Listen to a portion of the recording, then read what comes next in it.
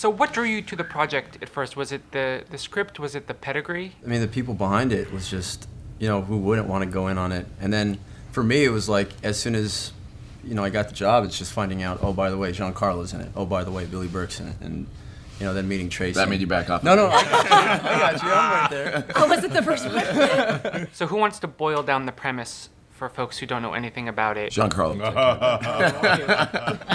Oh, wow. Thanks so much.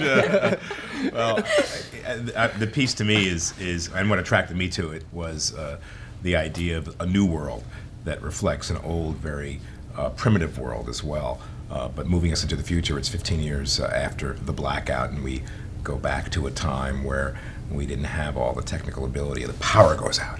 And so we're all left in the dark in many different ways, and we flash back to that day, and we're trying to figure out what this new world is, and we are in a world that is completely devoid of power, so we have to find new ways to survive. That's one of the things that attracted me to the project, was that it was about connecting with people again. You have families trying to connect with each other. There are flashbacks throughout the show to sort of, along the way, bring us up to speed what happened during that 15-year gap. And what is sort of the rule book for what elements of technology are still allowed to be used in this new world? Like, does a potato battery work? Does anything?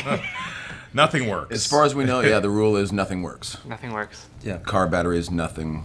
People may be Zero. still carrying iPads and iPhones in the hope that one day the power could be restored and they might be able to see photos of their families again, or be able to connect with the music that they once loved, or remember their child's faces.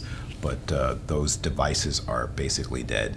Yeah, they've become meaningless. I mean, they use like the Volkswagen Bug is like a carriage, pulled by horses, and probably an iPad is like a little coaster or something, A lot of serialized shows have gotten somewhat of a bad rap lately because, some of them, viewers feel like the producers don't know where they're going with it. They're making it up as they go along. Did you have an assurance going in that sort of JJ and Eric had a firm plan, and no, they don't know what the hell they're doing? No.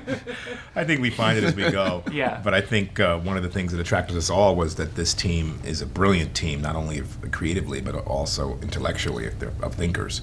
And I think that they put their time in to be able to figure out what these stories might be. They've at least assured me that they have some incredible storylines coming up. You're playing another seemingly menacing character coming off of, Breaking Bad, obviously. Congratulations on your Critics' Choice Award, thank you by very the much. way.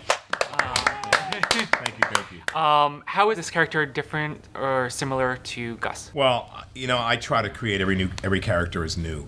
I think this guy is not going to be a guy who's going to tell you a bedtime story. I think he's a little bit of a loose cannon in certain areas. He's a master manipulator, but he's fun. I think a lot more fun than Gus. I think he's able to really read people very, very well, and he uses that against them and sometimes for them.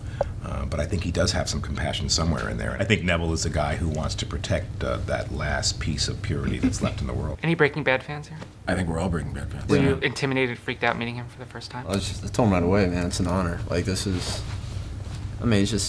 done so much work. I mean, theater and film, and he's just incredible, so.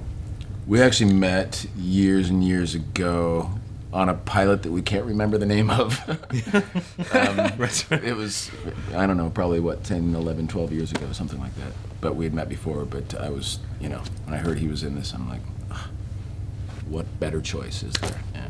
And so nice, thank and like the nicest human being ever. As soon as I met It's him, a I was little like, bit "Hi." ridiculous how beautiful this is. Big hug. I was like, oh yes, you're the best. Oh, thank you.